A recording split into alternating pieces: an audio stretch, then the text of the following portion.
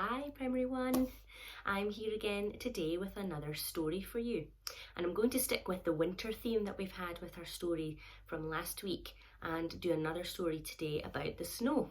Although you can see behind me it's not actually snowing today at all. It's lovely and sunny outside and the snow has started to melt.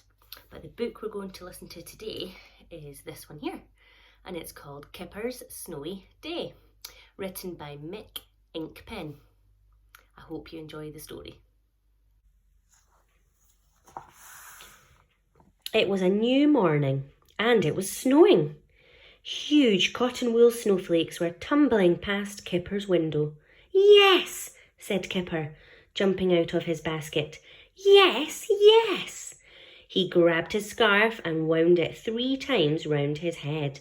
"Yes, yes, yes." Kipper was very positive about snow. Kipper rushed outside. The snow lay deep and smooth and new, like an empty page waiting to be scribbled on. He made a paw print, and then another. And then, with a whoop, he went charging round and round, crisscrossing this way and that, until the garden was full of his tracks.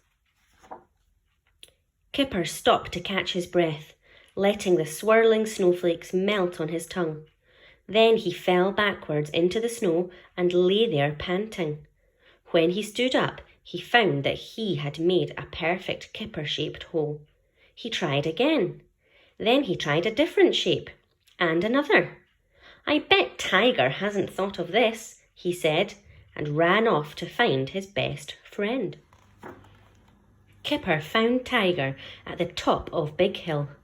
He was wrapped up in a fat bundle of silly woolly clothes. Kipper plopped a friendly snowball on top of his head. "Hello," said Tiger. Tiger pointed up at the sky. A watery sun was seeping through the grey clouds. "It won't last," he said. "It'll all be gone by tomorrow. There's a warm wind coming." Tiger was like that. He knew things. But this was not at all what Kipper wanted to hear, so he started throwing snowballs at his friend. Tiger was very easy to hit because the silly woolly clothes were wrapped so tightly around him that he could hardly move, and his own snowballs stuck like little pom-poms to the silly woolly gloves. "Look at my new game," said Kipper, falling backwards into the snow. "You get up very carefully, and there you are." And there he was, or at least the shape of him. Tiger stretched out his arms and fell backwards with a soft woolly crump. But when he tried to get up, he could not. He was too round. He just lay there waving his arms and legs like a beetle on his back. Tiger heaved himself over onto his tummy, but rolled too far and found himself on his back again. He tried again. The same thing happened.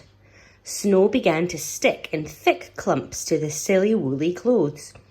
Crossly, he heaved himself over once more. This time he rolled over twice, 3 times, 4 times. Slowly at first, and then a little faster, and then a lot faster, and then very fast indeed, he rolled down the hill. And as he went, the silly woolly clothes picked up more and more snow, so that by the time he reached the bottom, he had changed from a small dog into a giant snowball. The giant snowball fell to pieces. Kipper charged down the hill. "Are you all right, Tiger?" he panted. Tiger pulled off his silly woolly hat. A big grin spread across his face. "Again," he said. So that is what they did all day long, taking turns to wear the silly woolly clothes.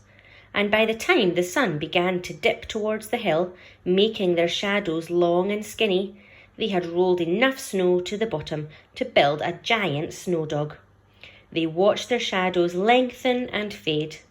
"It'll all be gone by tomorrow," said Tiger. "There's a warm wind coming." But for once, Tiger was wrong.